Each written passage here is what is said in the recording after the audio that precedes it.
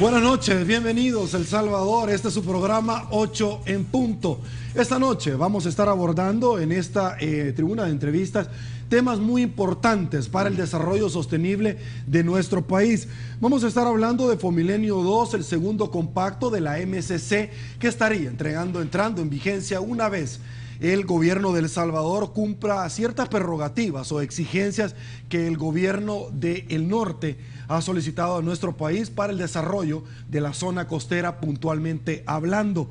Expectativas ante la inversión de la cual podrían hacer en nuestro país, y el legado del presidente del gobierno, del presidente Mauricio Funes. Esta noche vamos a estar conversando sobre esos temas, esos tópicos a desarrollar.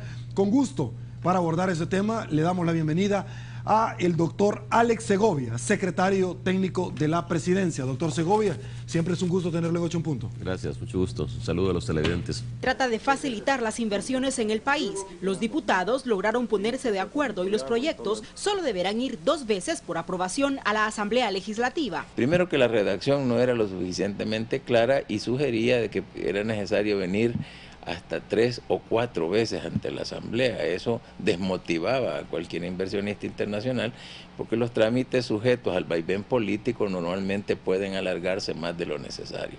Y previo a este paso, la Agencia para la Promoción de Inversiones y Exportaciones, PROESA, deberá establecer las bases de licitación y todos los parámetros de los contratos. No, todo lo demás ya veo que hay un consenso, ¿no? Además, acordaron que el Estado solo podrá involucrar el 3% del Producto Interno Bruto en los asocios. Los diputados dicen que la participación con dinero del Estado debe verse con mucho cuidado. Mire, la experiencia de los países es que no es como regar dulce. Estos proyectos son delicados, requieren estudios. Todos los países que tienen asocios público-privados han apretado sus regulaciones. Algunos quebraron por meterse a tanto asocio. En lo que sí no hay vuelta de hoja es en la posibilidad de incorporar proyectos relacionados con el agua. Los partidos los excluyeron completamente, pese a que Arena pedía se permitiera concesionar a empresas privadas todo lo relacionado al tratamiento de aguas residuales. Y que siempre se ha dicho de la gran necesidad que hay de tratar el tema medio ambiente, que es el tema de darle tratamiento a las aguas que son aguas negras en toda la zona costera. Esa es nuestra posición como Cambio Democrático.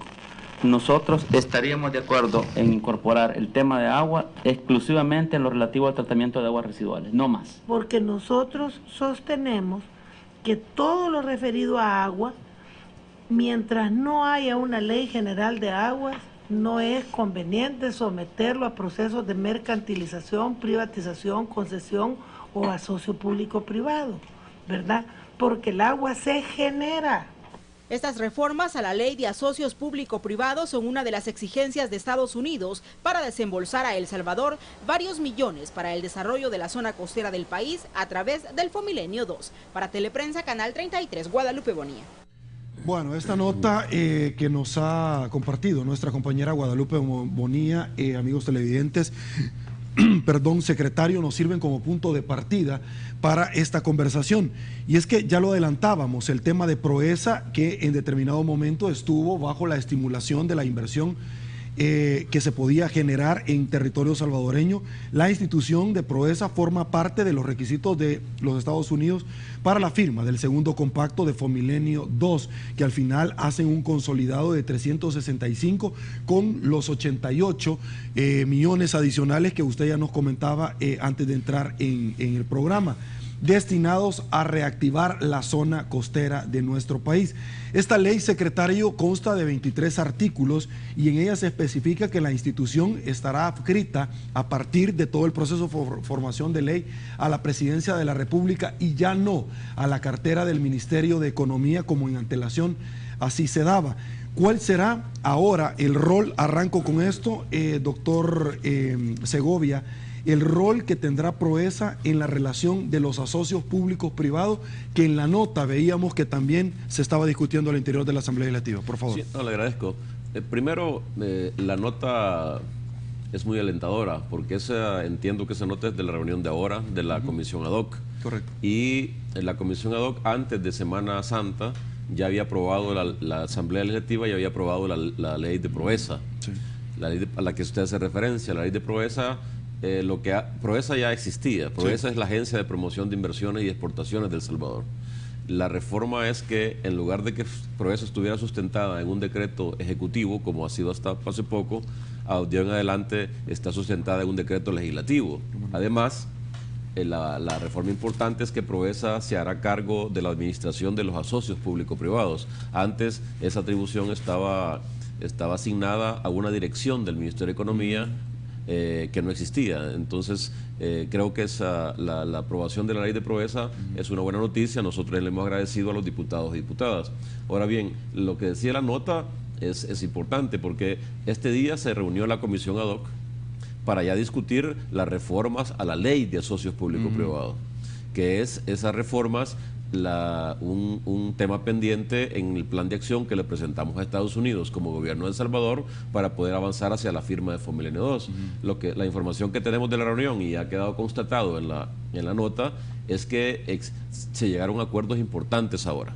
Y yo espero, en mi calidad de secretario técnico y coordinador del Consejo para el Crecimiento, de que esa ley, ojalá esas reformas se aprueben lo antes posible, para poder entonces avanzar y ojalá poder firmar el segundo compacto en un tiempo relativamente corto, porque en realidad el país lo necesita, la zona costera lo necesita, y en ese sentido creemos que es una inversión importante que por sí misma no va a traer el desarrollo.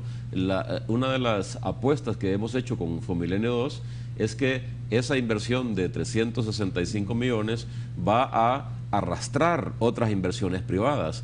De hecho, nosotros ya tenemos contabilizados 16 proyectos de inversión que juntos suman 250 millones de dólares, que es inversión privada, que está esperando que se firme el convenio para comenzar a ejecutar los proyectos. En ese sentido, el impacto en la zona costera no solo será de FOMILENIO 2, sino que será ese impacto más las inversiones privadas. Entonces, por eso es importante. Yo quiero aprovechar para agradecer a los diputados y diputadas que al parecer este día han llegado a acuerdos importantes, y ojalá antes de finales de mes podamos tener aprobadas las reformas a la ley de socios público-privados. Ok, con esta autonomía que se le está brindando adicionalmente a la entidad de Proesa, ¿cuáles serían los indicadores que harían falta bajo su criterio y obviamente bajo las conversaciones bilaterales que han sostenido con aquel gobierno del norte para que FOMILENIO 2 sea una realidad en nuestro país?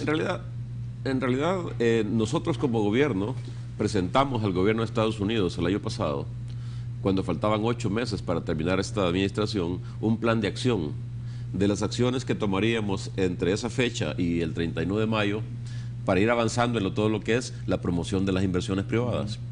Estados Unidos lo revisó, le pareció muy bien, y ellos dijeron, bueno, de todos estos temas, a nosotros nos interesan 5 temas. Y esos 5 temas son los que esperaríamos, lo que hemos llamado las acciones prioritarias, que El Salvador, no el gobierno, porque esas acciones no son solo del gobierno, porque tienen que ver con la Asamblea Legislativa, tienen que ver con la Asamblea, con los partidos. Esperaríamos que si El Salvador avanza en estos 5 temas, podríamos firmar. Esa fue la posición de Estados Unidos. ¿Podríamos conocer esos 5 temas? Por supuesto. Estaba la aprobación de la ley de Proesa por decreto legislativo, que ya está. Las reformas a la ley de socios público-privados, que es la que se está discutiendo este día y ojalá se apruebe pronto. Estaba la ley de lavado también. Correcto. Que estaba también un tema con agricultura, con la licitación de la semilla para que se le entregue a los campesinos y a las campesinas para las cosechas. Y había otro tema que tiene que ver con otra ley. Entonces, esos son los 5 temas. El más importante y el más crítico desde el punto de vista de las inversiones son las reformas a la ley de socio público-privado. ¿Por qué es importante eso? Porque la Asamblea Legislativa ya había aprobado una ley de socios público-privado. Y les agradecemos porque fue apoyada por todos los partidos, lo cual mandó un mensaje positivo a los inversionistas. Pero una vez que la revisamos al interior del Consejo del Crecimiento, donde hay 7 empresarios y 7 miembros del gobierno, nos dimos cuenta de que esa ley, comparada con otras leyes, en realidad no era tan competitiva, que tenía problemas. Y por eso es que el Consejo del Crecimiento presentó a la Asamblea, a todos los partidos en una primera instancia, reformas que creíamos que eran necesarias, que son las que están discutiendo ahora en la comisión ad hoc, y entiendo que este día hubo avances sustantivos y por lo tanto esperaríamos que se apruebe cuanto antes. Ahora, una vez que se apruebe las reformas a la ley de asocio público-privado, iniciaremos un diálogo con Estados Unidos, con el MSC, con la embajada, para ver cuál es la posición de Estados Unidos y revisar la agenda prioritaria. Obviamente la decisión final de cuándo firmar el convenio depende de Estados Unidos, no depende de El Salvador. Nosotros estamos haciendo lo que entendemos ¿Hay como un término fatal, que hay secretario? que hacer. No, no hay. La firma es parte de un proceso, no termina ahí. No podríamos... ya el convenio fue aprobado por la Junta Directiva de MSC por unanimidad. Es una buena propuesta. Llevamos casi 2 años en prepararla y negociarla. Ya está negociada, ya está aprobada por MSC y ahora el paso siguiente es la firma. No es que podríamos llegar a perder. Yo espero que no. En la historia de MSC no ha ocurrido eso nunca. Obviamente Estados Unidos tiene sus razones y es dinero de contribuyentes de Estados Unidos. Además, no es préstamo, es una donación y por lo tanto ellos tienen la facultad de poner los temas que ellos crean que son importantes. Nosotros creemos que estamos avanzando, pero obviamente el tema clave es la reforma a la ley de socio público-privado. Y esperaríamos entonces que se firme cuanto antes el convenio. Ahora, ¿por qué es importante la firma? Porque después de la firma, lo que sigue es cumplir con las condiciones que ahí sí, ya vienen en el convenio para el primer desembolso. Recuerde que una vez que se firme el convenio, el Fomilenio 2 tiene una duración de 5 años y esos 5 años comienzan a correr a partir de la firma. La ejecución. La ejecución. Ahí sí se podrían perder los fondos si no los terminan de ejecutar en su totalidad. No, por supuesto, sí. Las condiciones ya para ejecución son que se ejecuten el 100% de los recursos en 5 años. Nosotros ya tenemos experiencia. Esta es la segunda oración, ya nos dieron una primera. Y lo ejecutamos en 5 años, el 100% de los recursos. Eso fue una de las razones por las cuales El Salvador fue elegido para una segunda oración. Ahora, esto es parte de la estrategia del desarrollo de la zona costera, como usted decía en la introducción. Nosotros hemos hecho una apuesta por la zona costera, que va más allá de Fomilenio 2. Con Fomilenio 2 o sin Fomilenio 2, El Salvador tiene que apostarle a la zona costera, porque es la zona donde tenemos nuestros principales, como hemos dicho, riquezas. Y si queremos que en el futuro El Salvador crezca a tasas altas y que haya más empleo y más ingreso, necesitamos apostarle a esa zona, porque es ahí donde irán las inversiones grandes extranjeras y nacionales. Por lo tanto, Fomilenio es parte de esa apuesta, pero no se reduce a esa apuesta. Nosotros siempre fuimos claros con Estados Unidos. El país tiene una estrategia clara de apuesta a la zona costera. Y con Fomilenio 2 o sin Fomilenio 2, la apuesta hay que hacerla. Ok, secretario, yo debo de preguntarle, antes de irnos a una pausa comercial, que de alguna manera, cuando vino el presidente, nos acompañó acá el presidente Funes a esta su tribuna de entrevistas, nosotros le preguntamos a él y él nos amplió sobre una acusación que él había compartido con todos los salvadoreños sobre algún lobby político que se había estado realizando por algunos factores reales de poder en el extranjero para impedir que estas prerrogativas vinieran. Debo de preguntarle, hasta el día de ahora, ¿se sigue dando, persiste todavía este lobby? Porque otra de las preguntas era, a preguntas de su servidor, era ¿de dónde se estaba sacando esta plata para hacer lobby? Porque obviamente un lobby o cabildeo, para que la gente me pueda entender, no es lo mismo acá que la gran cantidad de plata que se necesita en el extranjero para hacer este tipo de actividad. No, nosotros siempre sostuvimos, porque además teníamos información de la embajada nuestra en Washington, de las mismas, algunas agencias de Estados Unidos, de que había gente de acá que llegaba a Washington a poner en mal el país, a poner en mal el gobierno y a decir que el gobierno y el país no se merecían una Fomilenio 2. Yo siempre lo dije, eso obviamente no son posiciones nacionalistas ni patrióticas. Es decir, alguien que se aprecie de que quiere El Salvador no puede oponerse a una iniciativa como esta. Sin embargo, ocurrió. Y ocurrió, creo que por razones electorales. Es decir, desgraciadamente, todo este proceso de firma, de preparación, de negociación, cayó en el periodo, en el ciclo electoral.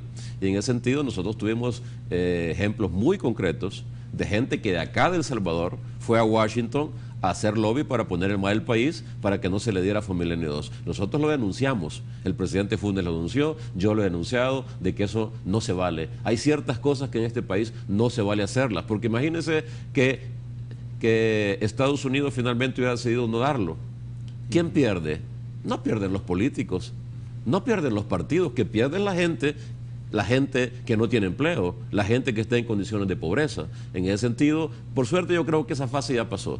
Ya pasaron las elecciones, ya está claro todo el panorama electoral. Y ¿No por lo persiste tanto, hasta este momento? No, yo ahora creo que hay interés de toda la gente en El Salvador, y creo que los partidos están dando la muestra. Creo que hay un buen ambiente en esa comisión ad hoc donde están todos los partidos, y hoy sí creo que hay un interés genuino de que el país reciba esos recursos que son importantes para el desarrollo. Magnífico. Vamos a una primera pausa comercial en 8 en punto y al regresar seguimos conversando con el señor secretario técnico de la presidencia, el doctor Alex Segovia. Volvemos.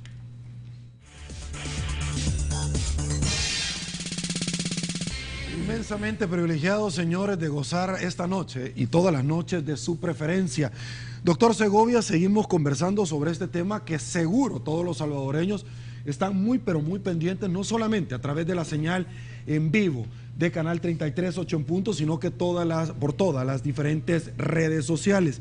Fomilenio 2, vamos a seguir avanzando en este tema porque en el 2013 la Corporación Reto del Milenio, MCC por las siglas en inglés, aprobó al país un segundo donativo, del cual hemos venido nosotros conversando, 277 millones, que adicionalmente por los 88 hacen un total de 365 millones de dólares para invertir en nuestro país. ¿Se tiene el cálculo hasta este momento, doctor Segovia, de cuánto podría mejorar o generar como una inversión indirecta este segundo compacto de llegar a cumplirse en su totalidad la inversión de plata de la cual nosotros hemos mencionado? Sí, de hecho, este segundo compacto es diferente al primero, y de hecho es, yo diría, el primero en la nueva generación de compactos de MCC en el mundo. En ese sentido, El Salvador está poniendo unas barreras muy importantes. ¿Por qué? Porque este compacto, a diferencia del primero, si usted recuerda, y los televidentes, en la zona norte, el primer compacto fue en la zona norte, y el 80%, la mayoría de los recursos fue destinado a hacer una carretera, la carretera longitudinal del norte, que era importante hacerla, pero de todo el dinero, la mayoría se fue para ahí. Aquí, en este caso, no. El segundo compacto, después de hacer un análisis bien exhaustivo que nosotros hicimos desde Secretaría Técnica que coordinamos, nos dimos cuenta de que la zona donde había que apostarle como país era la zona costera, y que no debería ser solo un tema de infraestructura. Por eso es que este segundo donativo lleva 3 componentes. El primero, y no es casualidad, es el componente educativo, el componente de inversión en capital humano. Hicimos estudios en la zona costera y nos llevamos la gran sorpresa de que la zona costera tiene los niveles de analfabetismo más grandes, mayores que el promedio nacional. Hay serios problemas de educación, de la calidad de educación, y dijimos, si en esta zona van a venir en el futuro inversiones, necesitamos preparar a la gente de la zona costera para que los muchachos que vayan saliendo de bachillerato puedan tener acceso a esos trabajos. Y por lo tanto, el primer componente que incluimos de Fomilenio 2, que lo aceptó la corporación, fue el componente que hemos llamado de capital humano. ¿En qué consiste? Son 115 millones de dólares de este dinero del total, que va a ir para mejorar la infraestructura educativa, alrededor de 400 centros escolares en la zona costera, equiparlos, capacitar el personal con el objetivo de mejorar la educación en la zona costera. Eso va a tener un impacto en el mediano plazo muy grande. Lleva también un componente de infraestructura, lleva 2 componentes. Uno es ampliar la carretera litoral que va del aeropuerto hasta Zacatecoluca a 4 carriles. ¿Y eso por qué? Porque en el futuro esa zona va a ser una zona turística, va a ser una zona, si comienza a operar el puerto de la Unión, va a ser una zona muy importante, y necesitamos reducir costos de transporte. Y según los estudios que se hizo, ese tramo ya presenta congestionamientos en los fines de semana. Imagínense en el futuro. Entonces se va a ampliar esa parte de la carretera litoral a 4 carriles. Y la otra parte de infraestructura es que vamos a intervenir la frontera del Amatillo, para convertirla en la más moderna de Centroamérica. En la frontera de Matillo es importante porque ahí salen los productos que exporta El Salvador hacia otros países.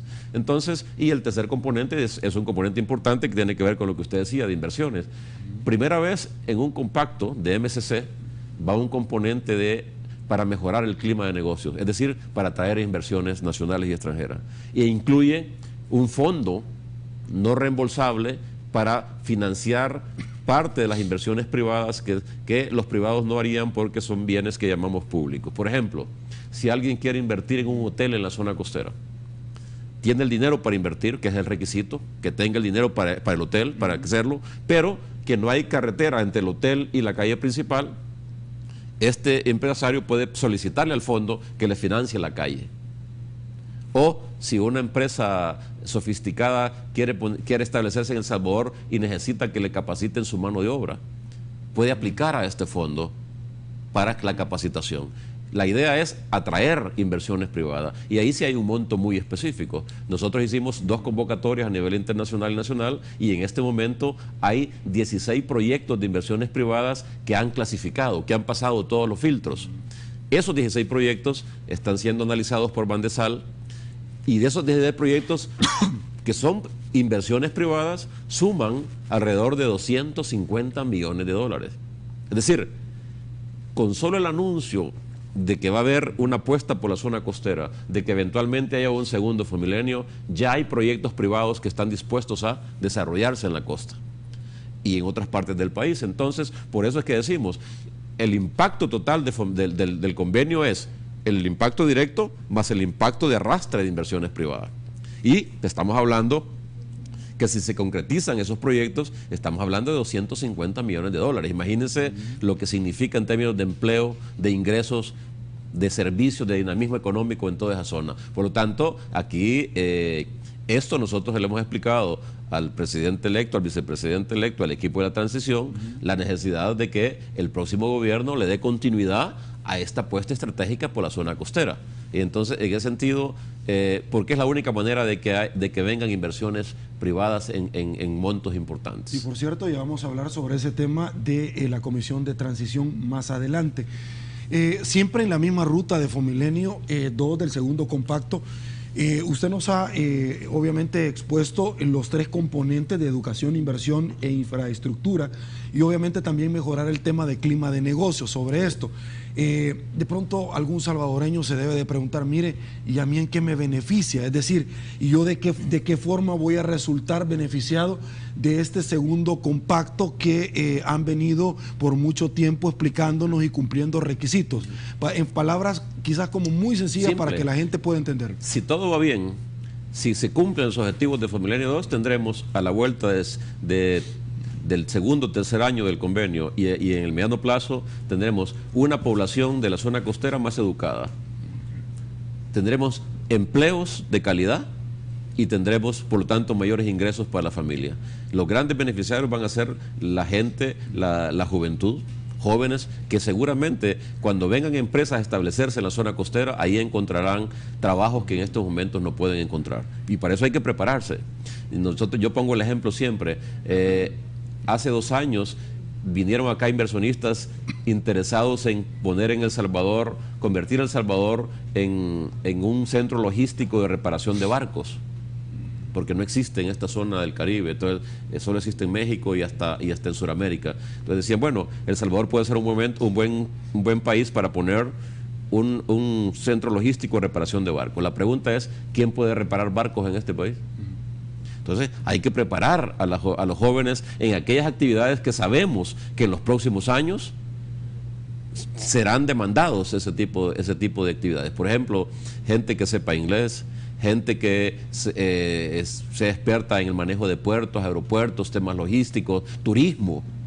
Yo creo que si hacemos bien las cosas, en las próximas décadas El Salvador puede tener grandes potencialidades de turismo. Entonces, y para eso necesitamos preparar. Entonces, la pregunta es simple: si todo esto va bien, tendremos más empleos y por lo tanto más ingresos para la gente, mejor calidad de vida. Bueno, ahí tenemos una opción para los seleccionados de playa cuando dejen de jugar fútbol y que puedan ellos obviamente enlistarse en este esfuerzo.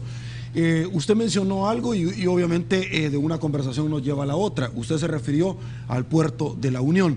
Y yo quiero abordar ese tema porque de una u otra forma se traslapa esa inversión de polo de desarrollo con lo que usted nos está comentando de la pretensión puntual del segundo compacto de la MCC.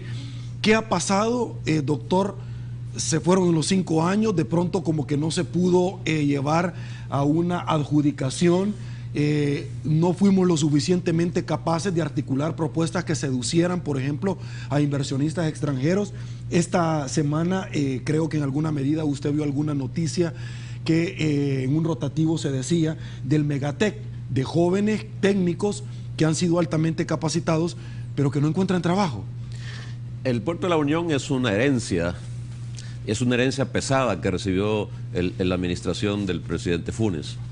Recuerde que fueron gobiernos anteriores quienes se inventaron la idea de construir un puerto y hay que decirlo francamente, a estas alturas todo el proceso se hizo bastante mal.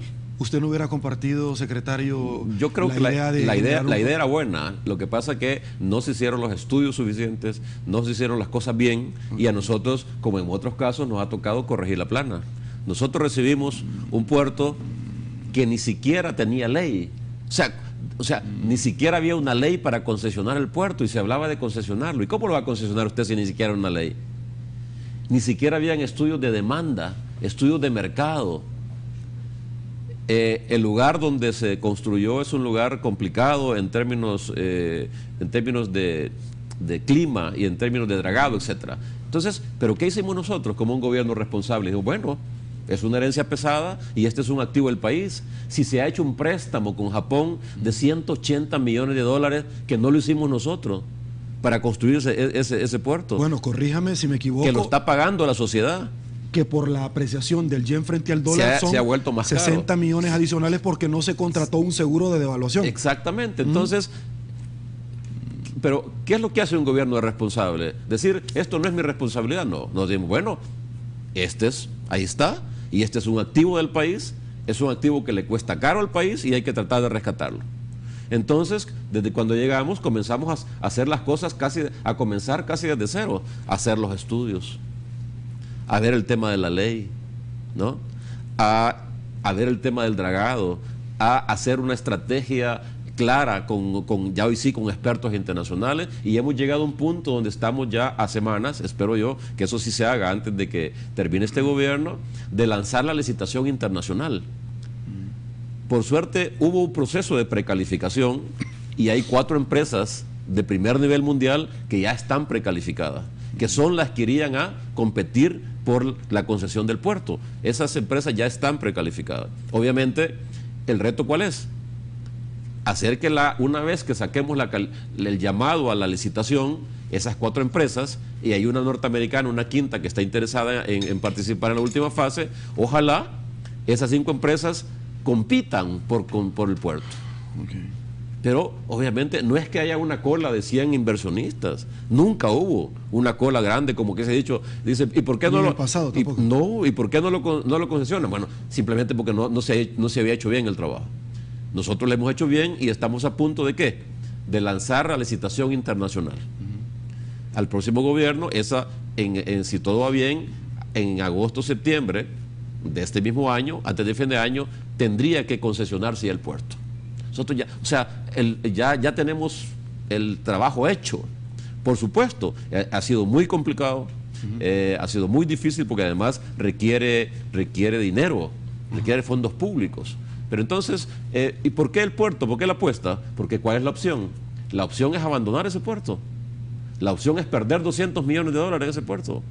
Yo creo que la opción es apostarle. No, pero aunque lo abandonemos, la deuda la tenemos que pagar. La deuda hay que pagarla, exacto. Y es $1 millón al mes. Exactamente, y entonces, pero además de eso, en términos estratégicos, el puerto, si se llega a concesionar y es un operador de calidad mundial, igual, ¿qué es lo que va a generar ese puerto? Primero, va a generar trabajo directamente. va a generar dinamismo económico, digamos. Pero lo más importante es que alrededor de ese puerto seguramente van a venir empresas internacionales y regionales a establecerse. Y entonces avanzamos en una apuesta de país, que es convertir a El Salvador en un centro logístico internacional. Ahí está el aeropuerto. ¿Por qué estamos modernizando el aeropuerto?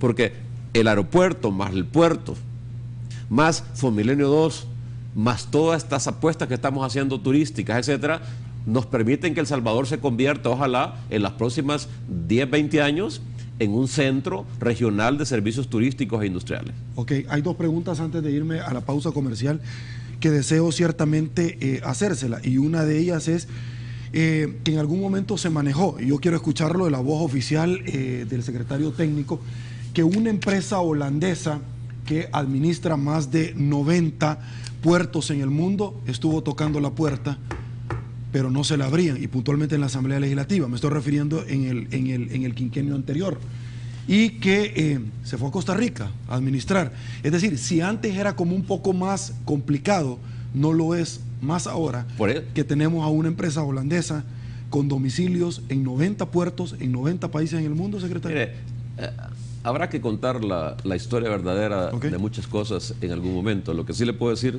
es que el puerto, en los gobiernos anteriores, ahí hubo muchos intereses, se hicieron malas cosas, y yo creo que al país no se le dijo la verdad.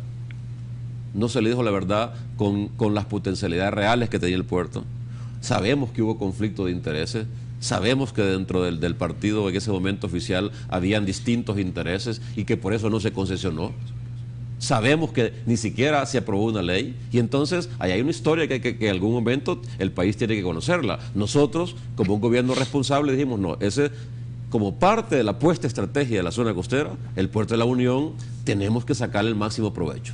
Lo que pasa que no es un proyecto fácil, estamos hablando de un activo estratégico, y que ahora, imagínense, Guatemala, estamos compitiendo con Guatemala, con Puerto Cortés.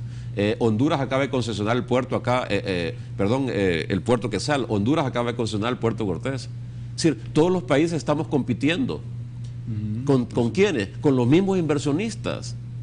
Por eso es que tiene sentido las reformas a la ley de socio público-privado. Y sobre eso que se refería usted, ¿debemos de esperar el libro de don Alex Segovia o nos puede compartir la versión más corta? Las autoridades de CEPA tienen que hacerlo. En algún momento yo tengo que escribir alguna historia, ¿no? Yo creo que escribirla porque el país debe conocer cómo se han manejado las cosas en este país en el pasado y en el presente. Esa es parte de la transparencia. Y si hay un tema... porque es fácil decir, en 5 años el gobierno no fue capaz de concesionar el puerto. Esos mismos que están rasgando las vestiduras son los mismos que los que posibilitaron que no se haga porque lo manejaron mal. Pero eso da para varios programas, así que... Como usted se refirió al tema de CEPA, y que ya las bases de licitación ya las retiraron, hay 4 empresas precalificadas, etcétera. ¿Qué fue lo que se hizo mal, lo que no se hizo, si nosotros podemos saberlo, por parte del expresidente Alberto Arene, para que en su momento se le pidiera la renuncia por parte de la presidencia? No, yo no puedo opinar, son decisiones presidenciales. Obviamente el presidente es el jefe del Ejecutivo y él toma decisiones. Obviamente en esta administración han habido 4 presidentes de CEPA. Y por lo tanto, francamente, es una decisión del presidente que todos apoyamos y respaldamos. Ok. Vamos nosotros a dar paso a publicidad en 8 en punto. Al regresar, mucho más que queremos compartir esta noche con todos ustedes. Volvemos. Rápidamente, como lo dijimos, estamos de regreso hablando con el señor secretario técnico de la presidencia, el doctor Alex Segovia. Quiero hablar en este bloque del principal logro o el legado de la gestión, no por el momento del presidente Funes, de su gestión, sino del secretario técnico de la presidencia. Mira, no soy yo quien tiene que decir cuál es el legado de la Secretaría Técnica. Lo que sí le puedo decir, lo que yo creo que dimos un aporte pequeño en temas de desarrollo. Primero, yo creo que hay 2 temas. Uno, creo que la Secretaría Técnica de la presidencia logró reivindicar un tema que por un cuarto de siglo fue abandonado en El Salvador, que es el tema de la visión estratégica y la planificación estratégica. Yo estoy muy contento porque en Secretaría Técnica alguien en el gobierno tiene que estar pensando no solo en el corto plazo, sino que tener visión estratégica.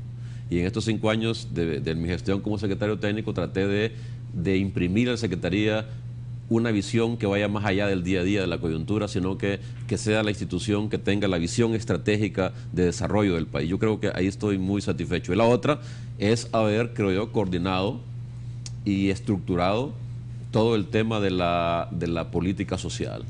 Usted recuerda, antes que llegáramos nosotros, la política social ni siquiera tenía institucionalidad y ahora se le deja al país una institucionalidad. Ya hay una ley de desarrollo social, pero además se le deja, creo yo, un sistema de protección social, y creo que ahí la Secretaría Técnica aportó bastante. Pero obviamente estos son méritos también del gobierno, no hay un mérito personal en eso.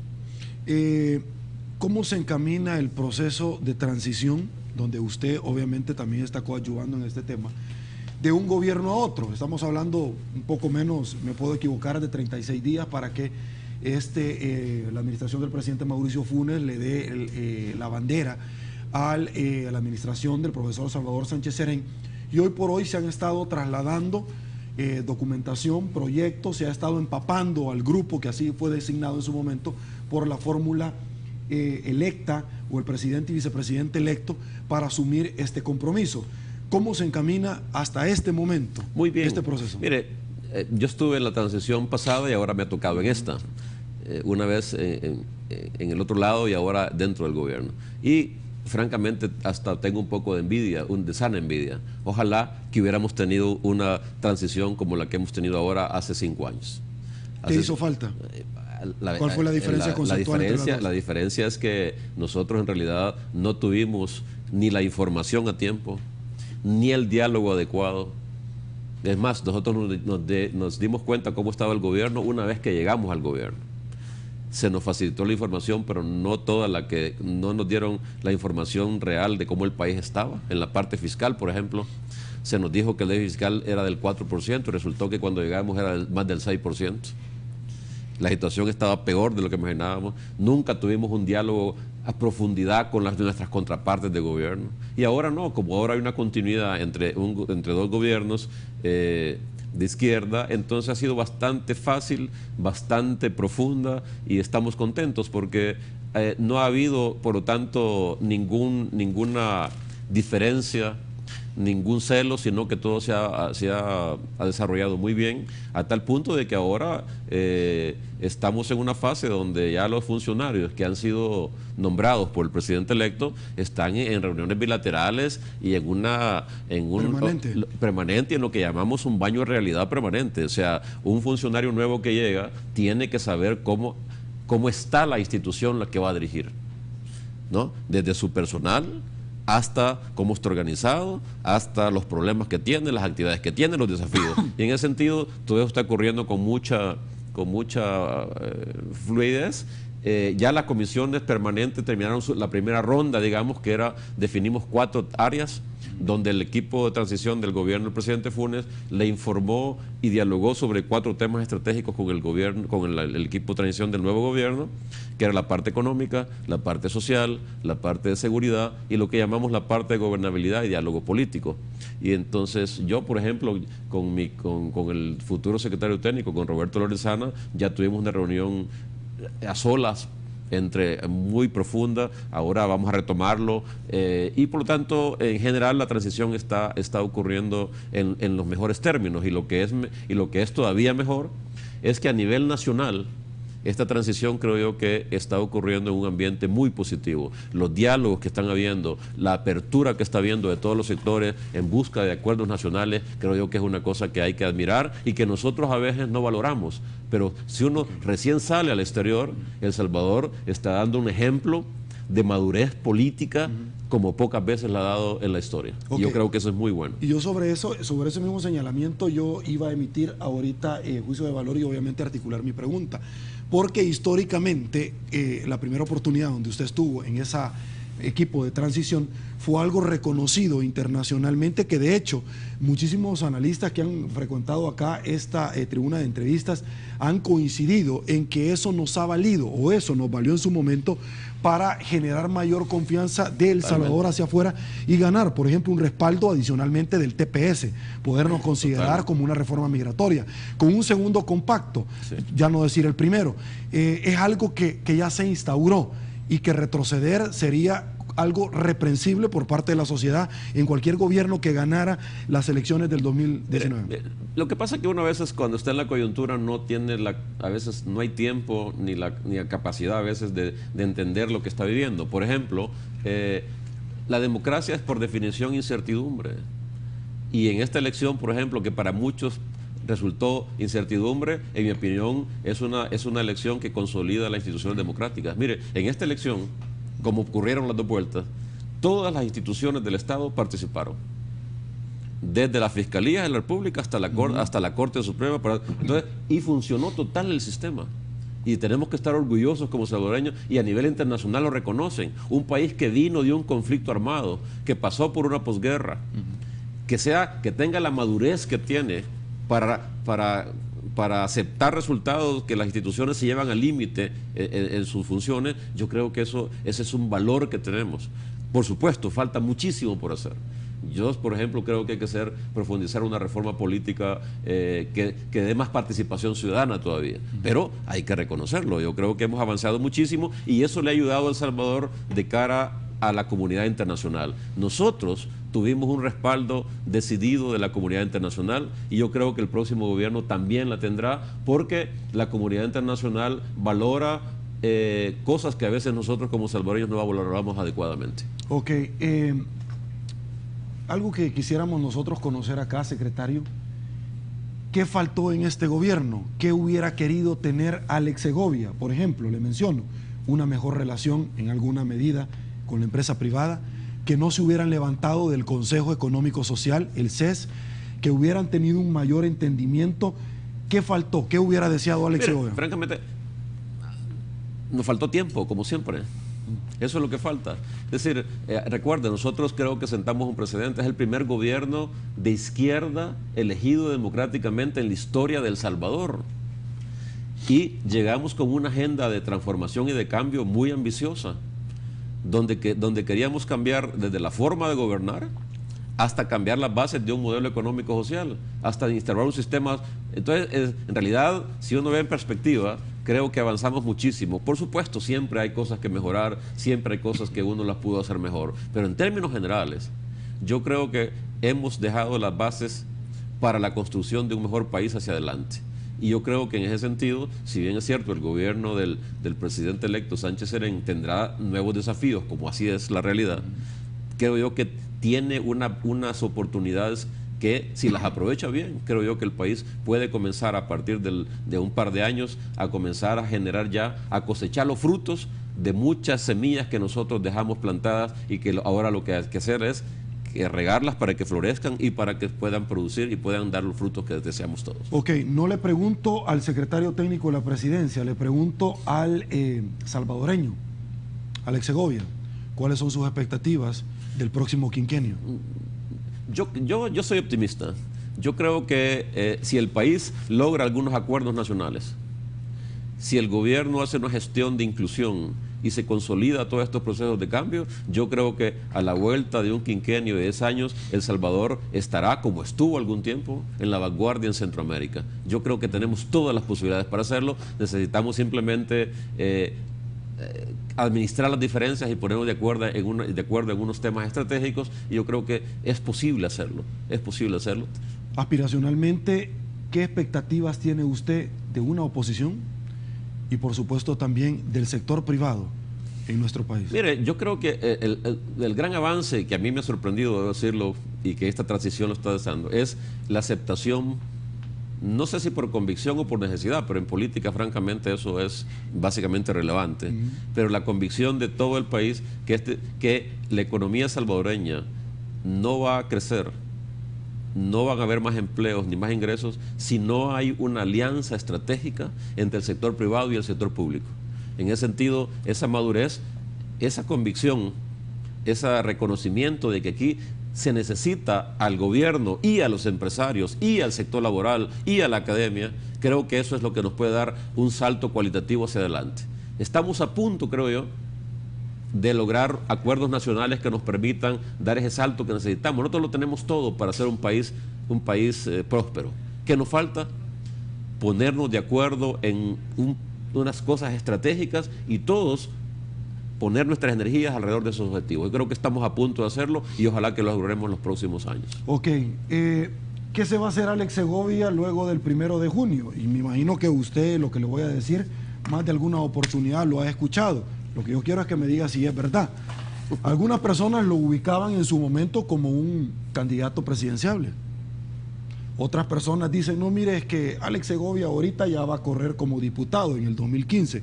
¿Qué va a hacer del doctor Alex Segovia luego del 1 de junio? Mire, ya tomé una decisión estratégica. Uno es quedarme en el país. Yo cuando regresé al país tenía 13 años de no vivir acá. Había estado como en 6 o 7 países trabajando como consultor, como economista, como lo que soy. Pero ahora he decidido quedarme en el país. Junto con un grupo de intelectuales y profesionales hemos conformado un centro de pensamiento. Creemos que, y hoy que estaba el gobierno, creo que se necesita nuevas ideas, nuevas propuestas de cambio en este país, y lanzamos antes de vacación un centro de investigación que se llama INCIDE, el Instituto Centroamericano de Investigaciones para el Desarrollo y el Cambio Social. Ahí vamos a estar trabajando, aportando con ideas, con proyectos, y también este instituto hay una línea de formación de liderazgos. Yo estoy convencido que un problema que tiene El Salvador es que no ha renovado sus liderazgos sociales ni políticos en los últimos 25 años, y eso no puede ser. Entonces también vamos a trabajar en eso, y además vamos a trabajar en un esfuerzo de la creación de una iniciativa ciudadana no partidaria, de la cual en las próximas semanas seguramente vamos a estar platicando. Ok, este proyecto ya es una realidad, está en formación, no, ya tiene personalidad el Instituto jurídica. de Investigación ya está creado, es una fundación. La figura que tiene es una fundación, igual que FUSADES, al igual que FUNDE, una fundación sin fines de lucro.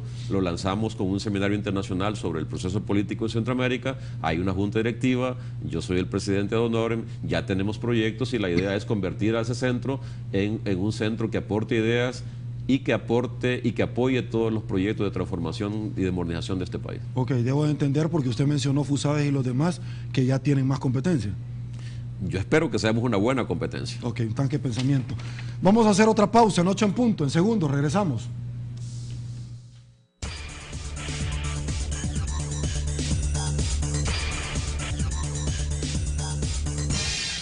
Estamos de regreso. Vamos a gastar los últimos minutos que tenemos, secretario, con una de las preguntas que me parece a mí que es fundamental para arrancar cualquier tipo de proyecto en el próximo gobierno.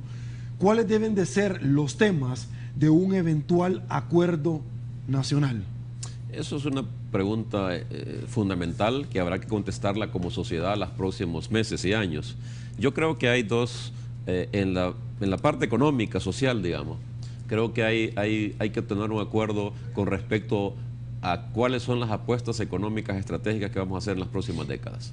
Nosotros tenemos una propuesta, hemos dicho la apuesta por la zona costera, convertir al país en un centro logístico de servicios turísticos e industriales, y un país productor de alimentos para exportación también. Pueden haber otras, pero tenemos que poner de acuerdo en cuáles son las grandes apuestas económicas. Si logramos un acuerdo sobre esto, creo que damos un salto cualitativo. Y obviamente en la parte social, hay que ponerse de acuerdo con respecto a cuáles son las apuestas en lo social que va a hacer esta sociedad en los próximos 20 años. Se habla mucho de educación, se habla mucho de salud, pero hay que definir las apuestas. Yo siempre pongo el tema de Costa Rica. En 1947 en Costa Rica decidieron que la prioridad iba a ser la inversión en educación, y vea qué pasó después de 50 años de invertir en educación en Costa Rica. Es de las sociedades más educadas de América Latina. Entonces, ahí hay un tema, y para lo económico-social es ineludible ponerse de acuerdo en el tema fiscal. O sea, cómo se va a financiar recursos, y por supuesto la otra gran área que hay que ponerse de acuerdo es una estrategia como sociedad para combatir el tema de la delincuencia y la inseguridad. Yo creo que ahí están los temas, creo que se puede avanzar y creo que es un buen momento para intentarlo. Bueno, verdaderos retos que ciertamente va a tener el gobierno y que nosotros lo hemos estado abordando noche tras noche acá en su espacio de entrevistas 8 en punto. Señor secretario, doctor Alex Segovia, ha sido un gusto de haberlo tenido esta noche acá. Muchísimas gracias. Gracias, un saludo a los televidentes. Muchas gracias. Amigos televidentes, también a ustedes muchísimas gracias por habernos acompañado de principio a fin en esta su entrevista 8 en punto. Los invitamos a que sigan pendientes de toda la programación de Canal 33 y por supuesto vernos el día de mañana a la misma hora en su canal, Canal 33. Soy Sergio Méndez, hoy miércoles 23 de abril del 2014. Así están las cosas en nuestro país. Será hasta mañana. Que el Señor bendiga a todos.